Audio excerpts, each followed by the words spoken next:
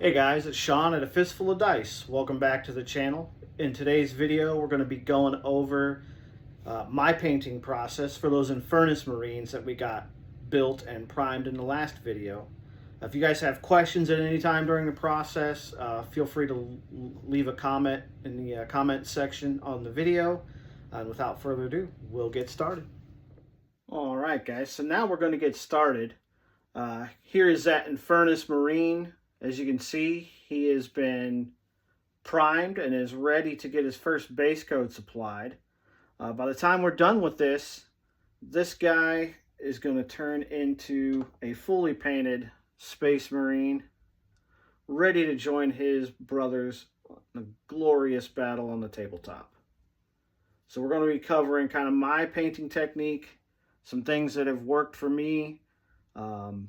Don't worry if you can't follow along with the paints and the brushes and everything else. The most important thing is to just start painting. The only way you're going to learn and grow is to actually put paint on the brush and put that on the model and go from there. I am by no means a master. I consider myself a very, still in the beginning stages of my painting journey. So we can learn and grow together. We're going to make some mistakes and things like that, and I'll show you how to correct those because we're working with acrylics. Nothing a little water can't cure with a little bit of paper towel and some dabbing and things like that. Like I said in the intro, if you guys have questions or comments or anything like that, please feel free to leave those in the comment section below on the video. And without further ado, we're going to get started. So for me, I like to start with my metallics first. I just like to pick those sections of the model out, and then it allows me to kind of focus on the armor patterns and things like that. Some people will go with the biggest parts of the model first. I like to paint the smaller details because if I goon it up, I can always cover it up later with the base coats of the bigger sections. So with that being said, we are going to go ahead and get started. So I've got some old school Formula P3 Cold Steel. This is one of my all-time favorite metallics. And I'm super excited that they announced that they're going to be restarting this paint line on Kickstarter. And I believe, if I'm not mistaken, that they are going to have the option to put these in dropper bottles. So this would be a paint pot. This would be a dropper bottle. These are much easier to use. You can put a little drop out onto your wet palette or onto your regular palette, and you don't waste as much paint versus going directly into the pot, which is what I'm about to do right now with this.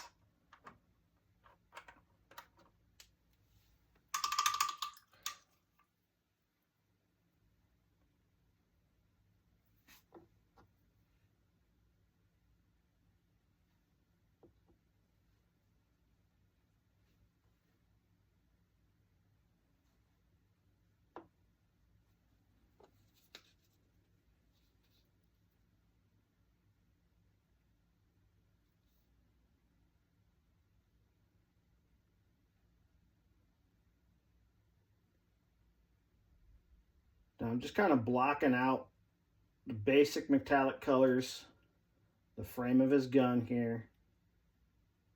I'm just going to go around the model and pick out all of the metallic bits, at least in this cold steel color to start with. And then we'll move on to like brass and a few other things as we want to get a little closer into the model. Not being particularly careful here, just learning, brush strokes, control. You're not slopping paint all over the model. It's always best to do 2 thin coats versus 1 thick, gloopy, gloppy coat because you're just going to cover up all the detail of the model if you do it that way.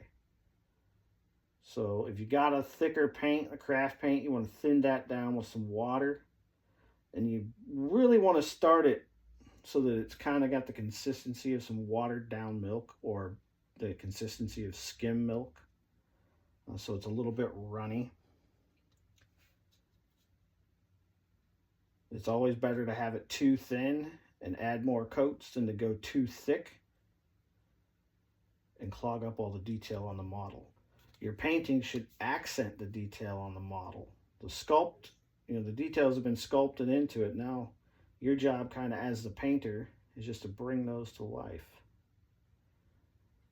And you'll notice as you paint more models that some sculpts can pull those detail off really, really well, whereas other sculpts, sometimes too much detail can be a detriment to painting. They get too small, too detailed, and it's hard to focus on one thing or the other. So we've got that blocked in. Now I'm just going to turn around and I'm going to paint the vents on his backpack here and a few other small details in this cold steel. My apologies in advance if this is kind of out of focus or I'm not in camera all the way. This is a new experience for me, trying to paint while on camera and try to show you guys what I'm doing. So bear with me, I will get better as we figure this out.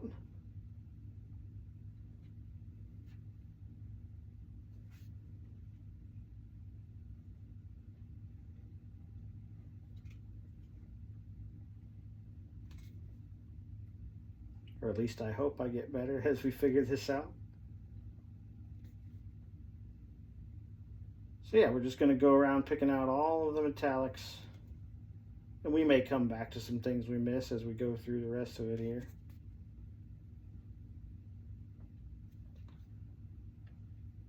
So if you're just joining us on the channel, feel free to check out some of our earlier videos where we kind of built these guys and then showed you kind of my priming process. Also got a few shorts out there showing you some of my finished models and Griffin's finished models, some footage from our battle reports and things like that. We are going to start streaming some of those battle reports as we get some more games in, get some more armies painted. I think I mentioned this before, but I'm really excited to start painting my Tyranids.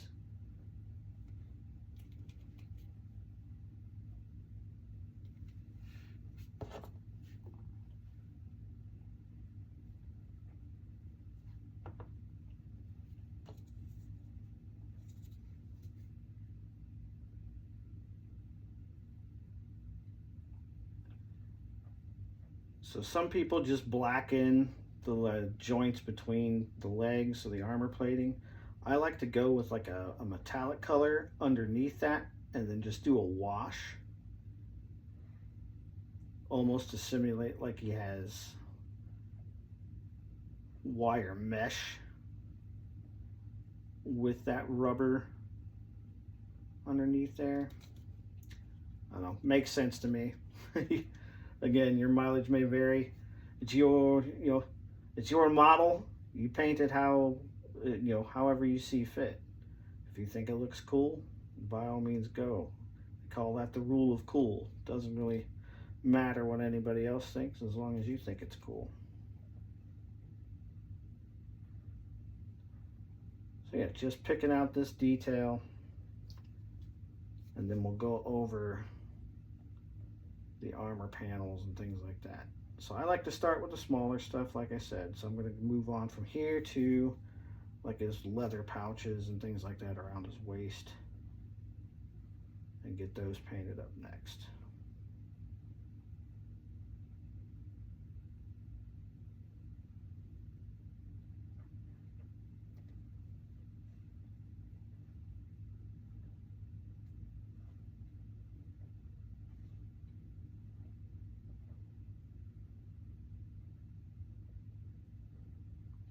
Like I said, don't be too concerned if you get a little bit of that metallic paint on the armor panels or anything, because we're going to be covering that up as we move along.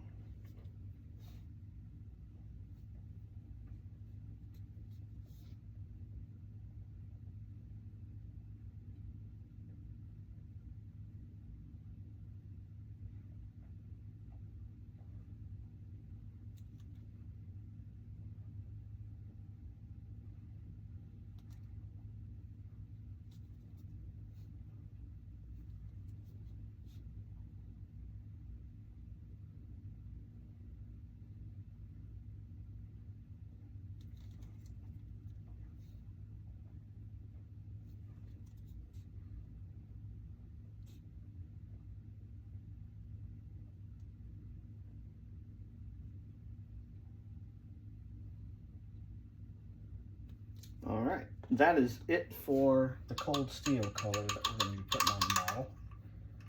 Next, we're going to work on this Infernus flamethrower a little bit. And for that, I'm going to start with this Vallejo Model Air copper color. This is like one of my favorite metallics in this line. For a copper color that's a little bit lighter, it gets really good coverage.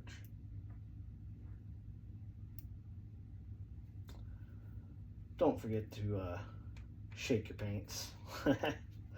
See, mistakes already.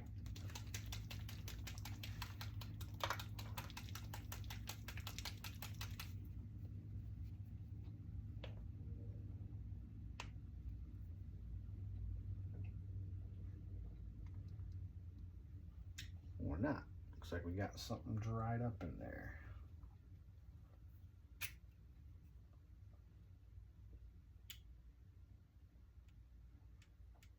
There we go.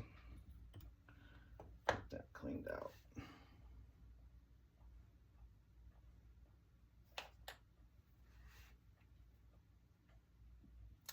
Oh, no. Well, serves me right.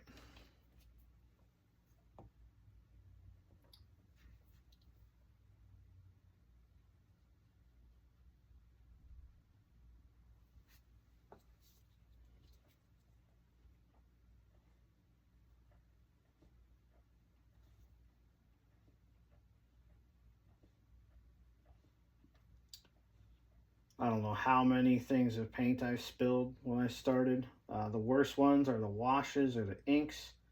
When those spill, you're just like, ah. You know, it's one of those things where, you know, especially when you get into the hobby a little bit more, paints aren't cheap. And to spill it all over the place or waste it, it's just one of the facts of life, unfortunately.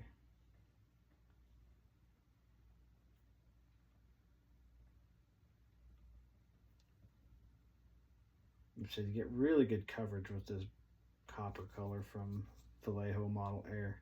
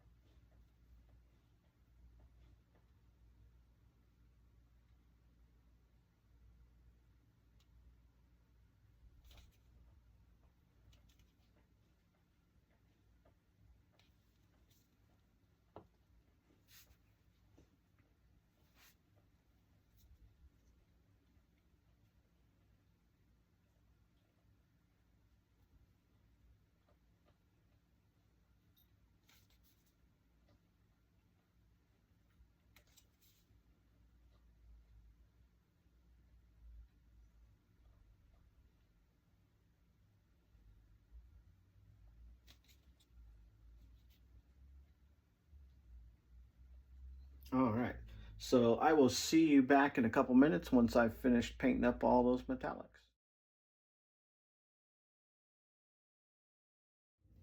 All right, guys, Sean back here with you, and as you can see, we finished painting up the metallics on the model.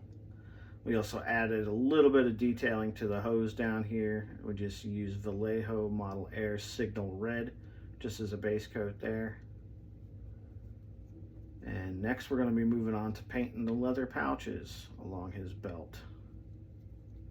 And for that, I'm going to use another P3 color, Bootstrap Leather.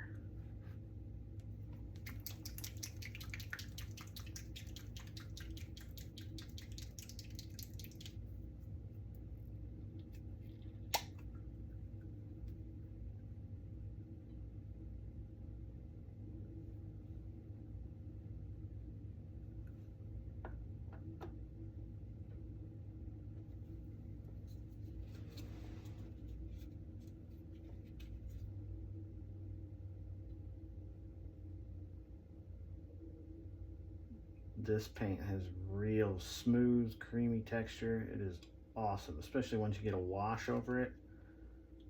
It's like some of the best looking leather I've ever painted.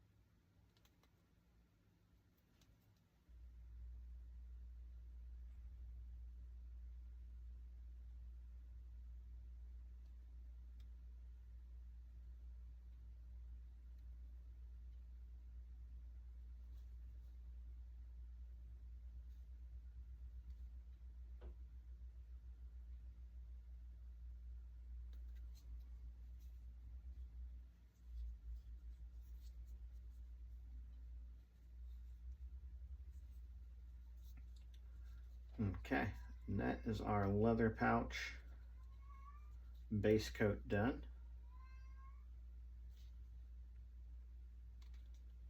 We're going to let that dry, come back and apply one more coat to that.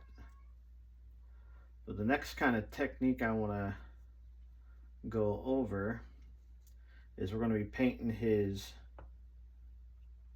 the trim on his shoulder blades, and then also that dark gray to black on the inside of that trim.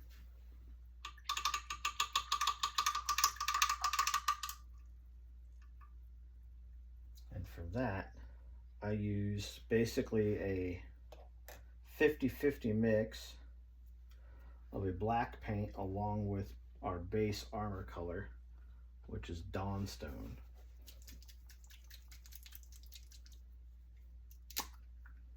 And we're just going to mix that up on our palette here.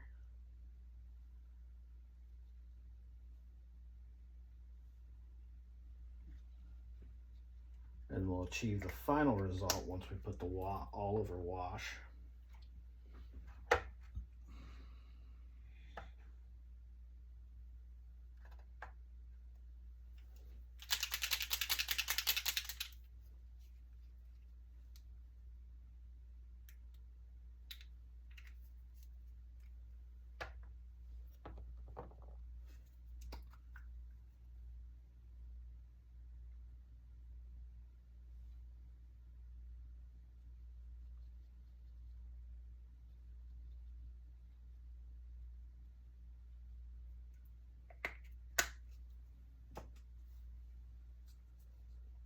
So we're just going to paint that right in there like so. Follow right along that edge.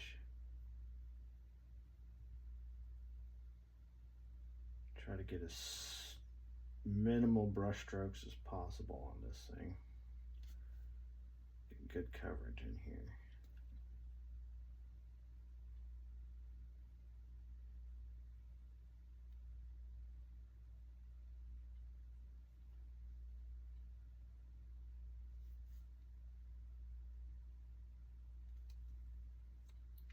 And there you have it, that's our first coat.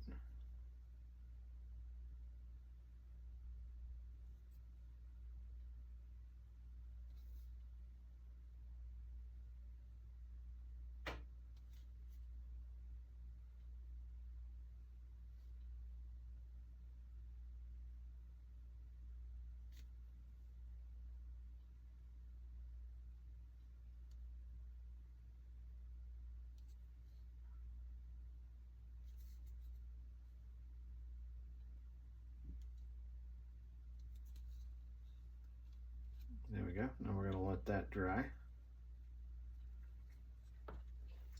And while that's drying, we're going to paint his kneecap.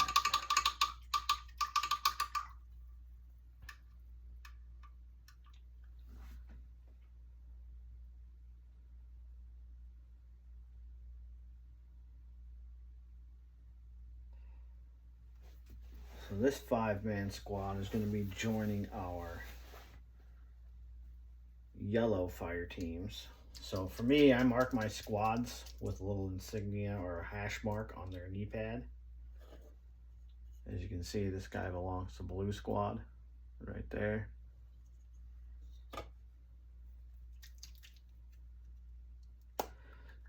Not saying you have to do that. It's just kind of a fun little thing if you're looking for a thematic element to your forces. Like Griffin and I name some of our characters based on if they do anything cool on the battlefield. So we're just going to start in this corner here. We're just going to paint a little diagonal slash, nice and thin, across that knee pad.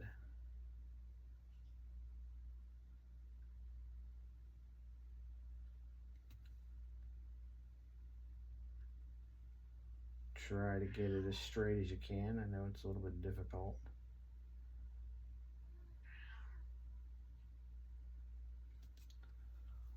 And there we go. One knee pad striped.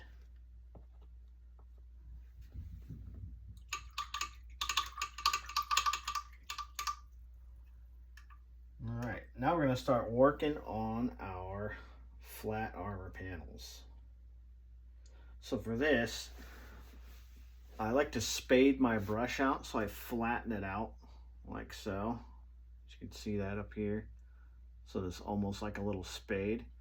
And then I apply it to the tip, and I just kind of go to the flattest surfaces, and I'm going to run that Dawnstone into those armor panels. But I'm going to avoid the recesses for now. Those recesses are going to get panel washed once our base coats are all dried and ready to go. We're going to put a all over wash, and then we'll reapply the highlights, dot the eyes, and paint the base rim, dry brush the base, and we'll be done. So for right now, we're going to move on to our armor panels.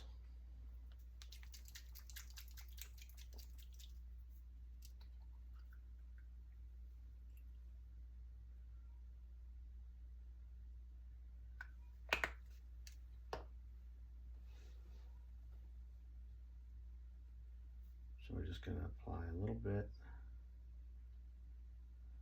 We want to leave some of that darker color on the outside edges towards the recesses, but then we really want to pick out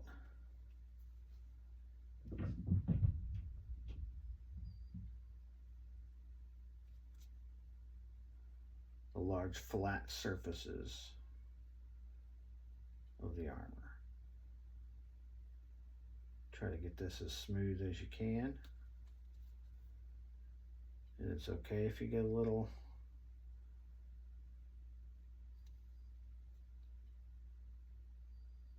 the edges of his knee pad here.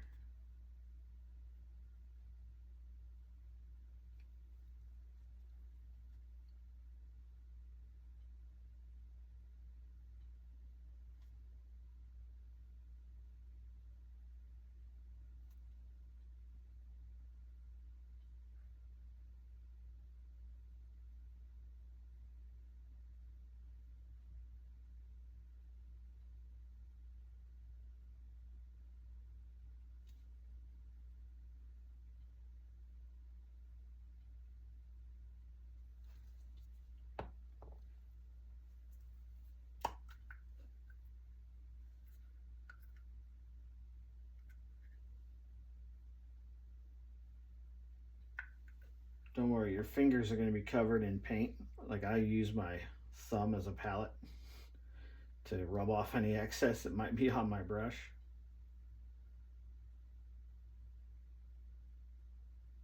It's a good thing about acrylics.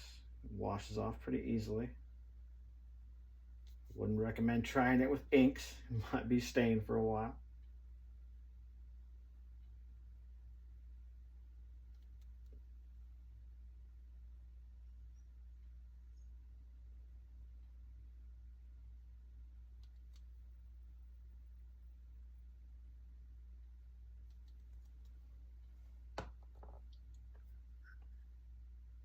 yeah, we're just putting this base coat of Dawn Stone on the armor to make those panels pop just a little bit more. It's kind of one of the reasons I picked the Red Scorpions color scheme, is I could achieve my base color and my prime all in one go,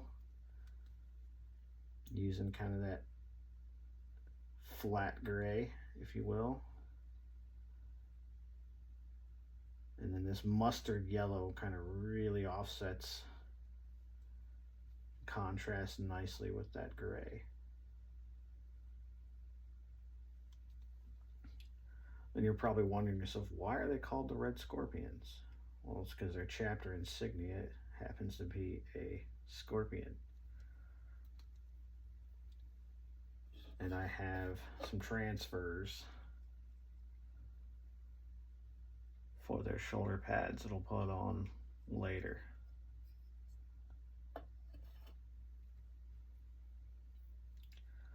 Transfers is one thing I haven't quite mastered yet, especially on the shoulder pads. They're kind of a pain in the butt. I usually end up just having to put a little nick in it and cut it and apply it, because I can never get it to lay flat if I try to put it on all in one piece.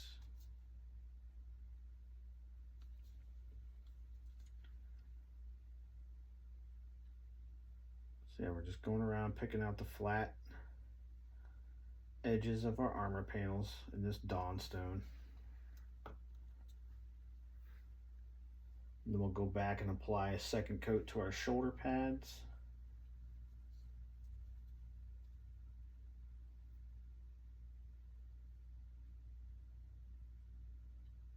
And then we'll get the trim around the shoulder pads as well.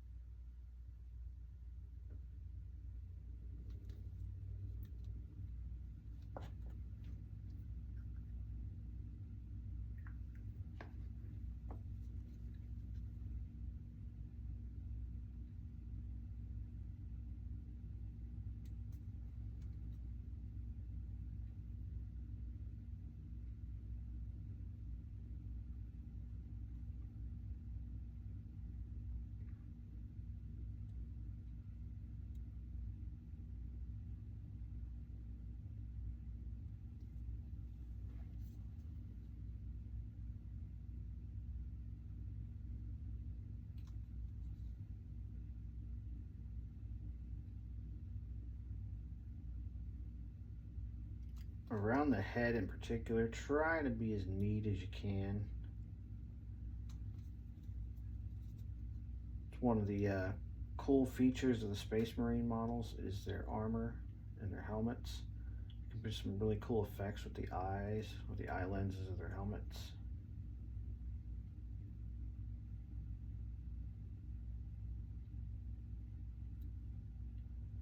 I'm still not very good at painting eyes. It's something I'm working on, but I definitely have not mastered that by any stretch.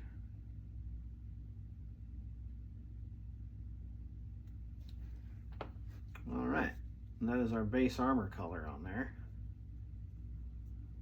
We got a couple of more details to pick out in their base coats before we do that wash. But we're going to go back to that shoulder pad real quick and apply that second coat. And again, that was our kind of mix of black and the Dawn Stone gray that we're going to apply a second coat of right here. And it should flow on nice and smooth.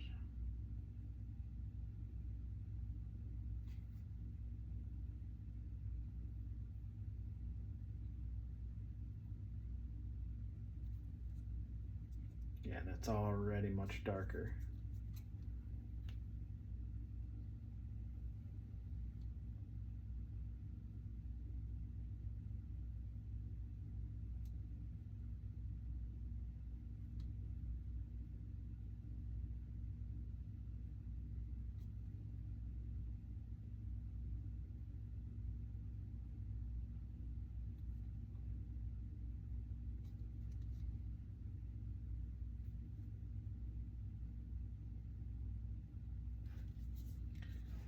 while that sucking coat's drying, we're going to paint the ridge of his helmet in our Red Scorpions yellow. And for that, we're using the Averland Sunset.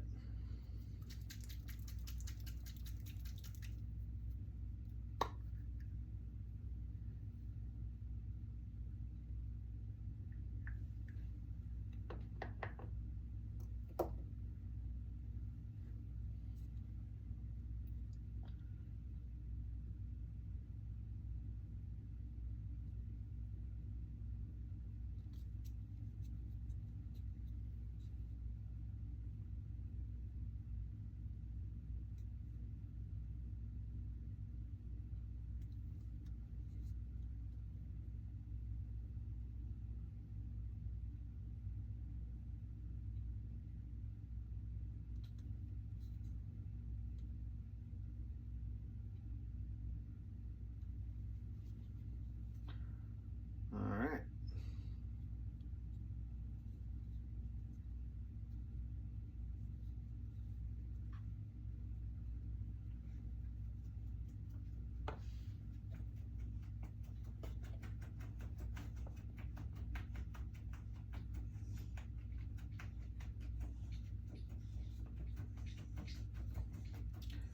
While those shoulder pads continue to dry, we'll put our second coat of bootstrap leather on our pouches.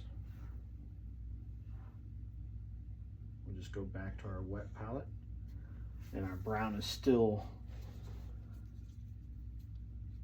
wet and easy to work with.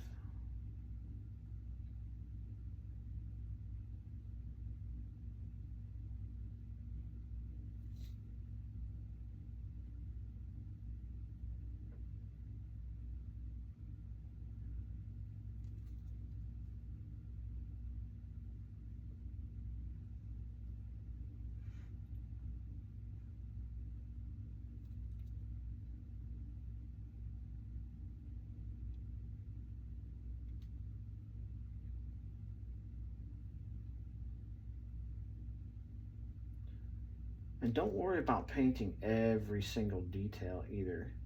Like some of the stuff on the inside that's hidden behind his gun, especially if you're painting, 10, 15, 20 models, because they're all going to blend into the tabletop. And at a distance of this, you're not going to notice it unless you're picking up the model and you're painting for, display purposes or competition.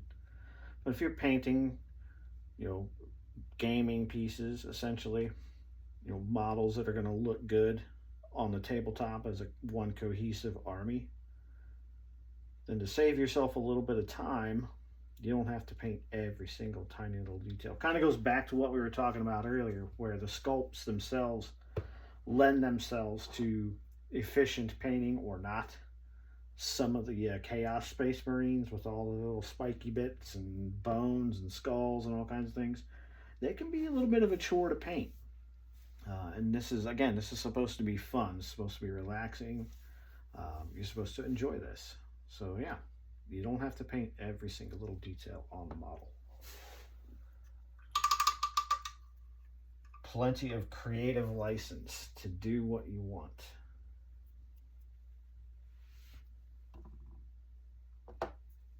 So here we're just going to paint our purity seal. And it's kind of a little ribbon hanging off of his leg over here. So we're going to paint the parchment. And we're going to tone this down with a wash, but I'm just going on to it with a Menoth white color. And then when we put like a sepia wash or a brown wash over this, it's going to tone it way down into that parchment like color.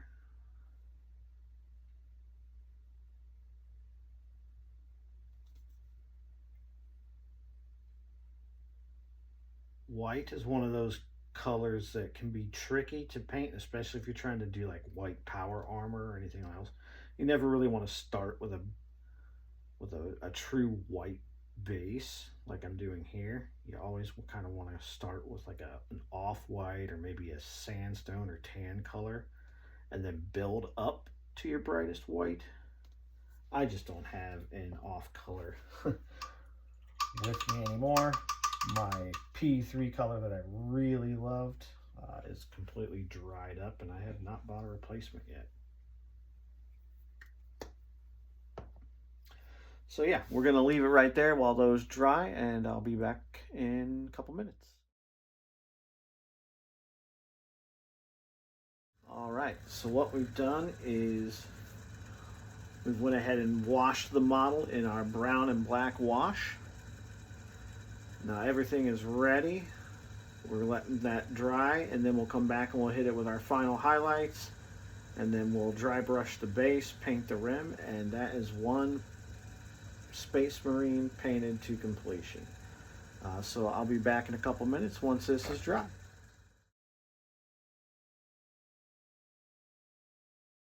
All right, guys, and we're back. Our washes are dry, and now it's just a matter of some final touches. Maybe touching up a few things here and there where we got some paint on the areas we shouldn't have. But other than that, we're just going to be putting some final touches on the model, basing him up, and he's ready to go. So already I can see on the top of his helmet where I got a little bit careless with a brush stroke, so I got to touch that up.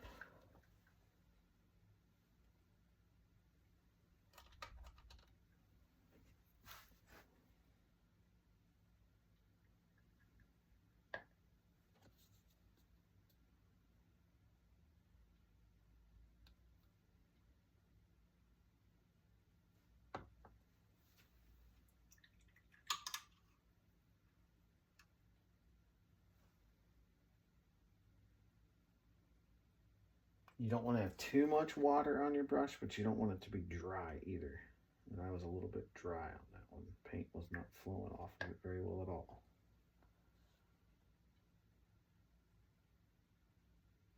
So yeah, we're going to touch up his helmet stripe here.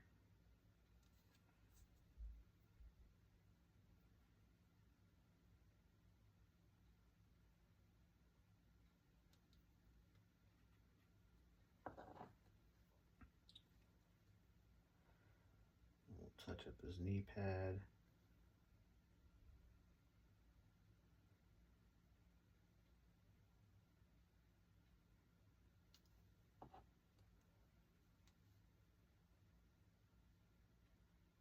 And just brighten back up his shoulder pads.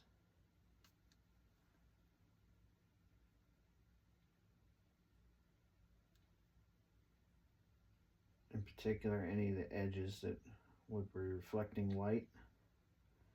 Kind of want to make those the brightest part.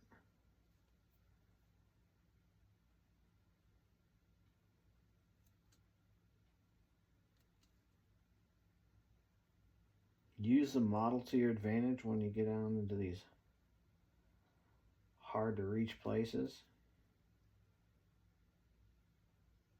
Tilt it in any direction that you can in order to get the paint onto the model.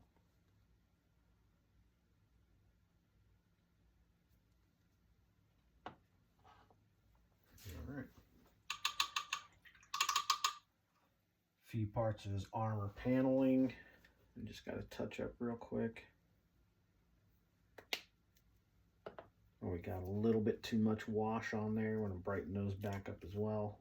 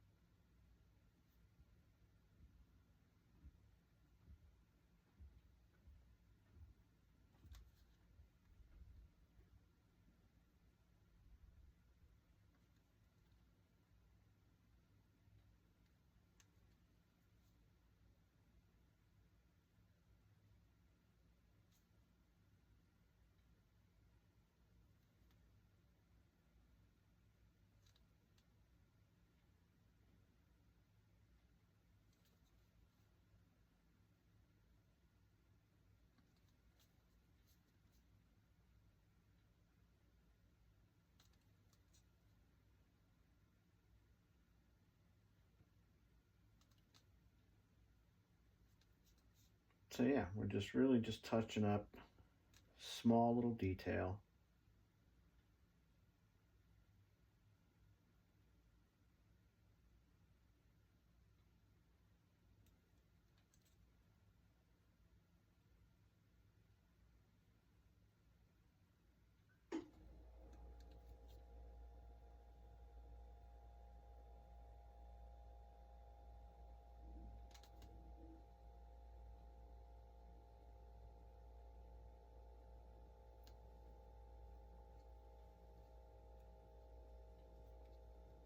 Alright, and there you have it.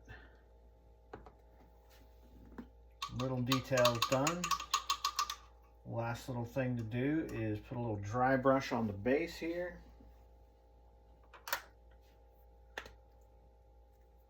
And for that, I just use a little flat brush like this.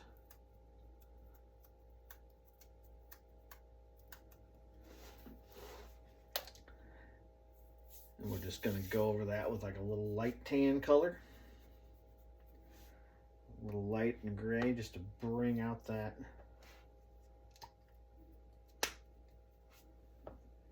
base color. And I just use this pewter gray and mix a little bit of white with it. Dry brush it up.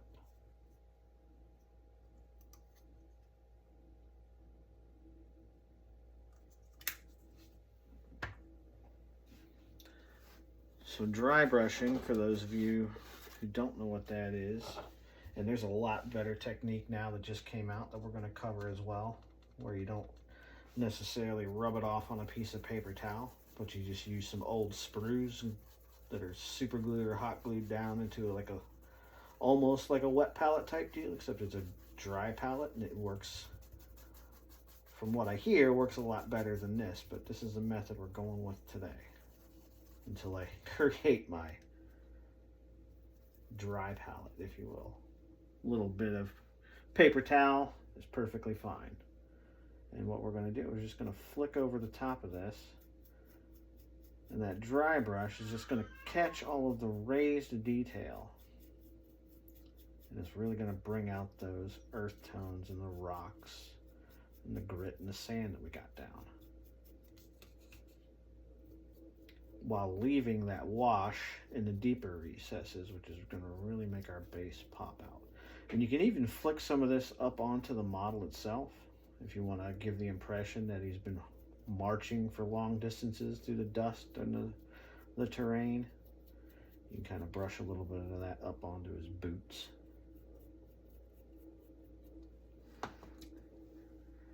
And then we're going to go with a really, really light dry brush. We're going to mix some of this white into that gray that's already on there, and that's going to bring out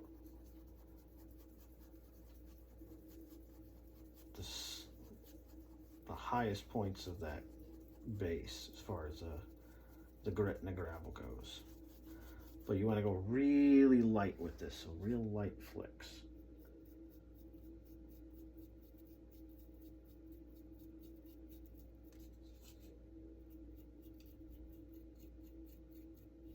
And it's just going to catch the raised edges.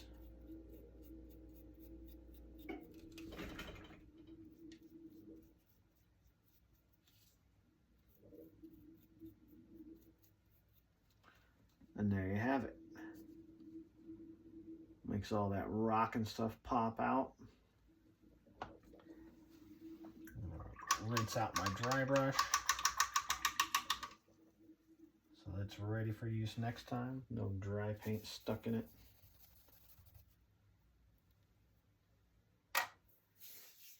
And then we're going to put our finishing touches on here. And I usually like to add like a little tuft of static grass someplace on the model, just sporadic as far as the landscape. Now, if you want to tie all of your figures in your army together, basing is the easiest way to do that. I mean, other than the color scheme. But I like to base all of my troops the same way. Kind of gives a unit a little bit more cohesion, if you will. So I put a little dab of static grass on the model. We're going to pop him off of our plinth here. Stick him down inside this.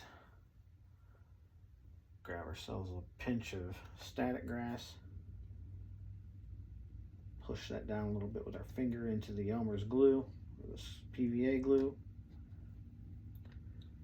And then we want to push that up. And we're going to blow and tap the excess off of there. It gives us a little patch of grass.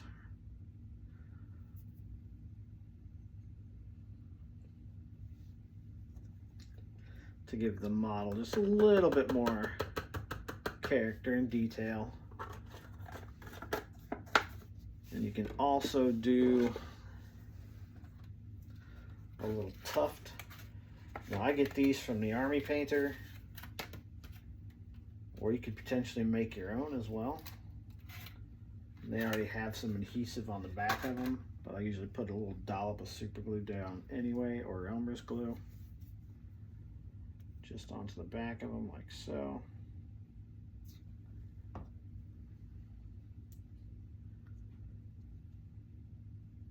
And then just plop that down onto your base.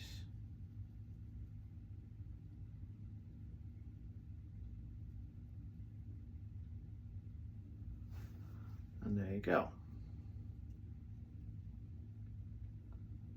It's based up just like the rest of my army. And the only thing left to do is paint the rim, and our Space Marine is done.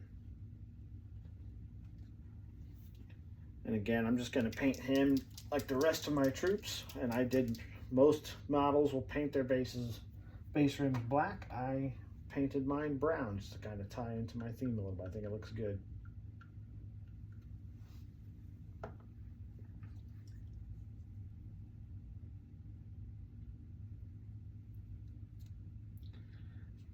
And I find it a little bit easier to take it off of my holder just for this part anyway.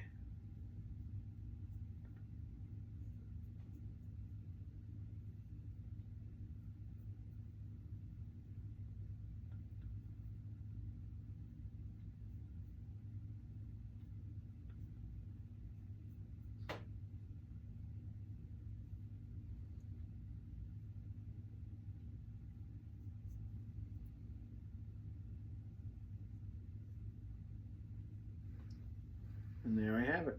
Our Space Marine is complete. All right, I hope you guys enjoyed hanging out with me for this.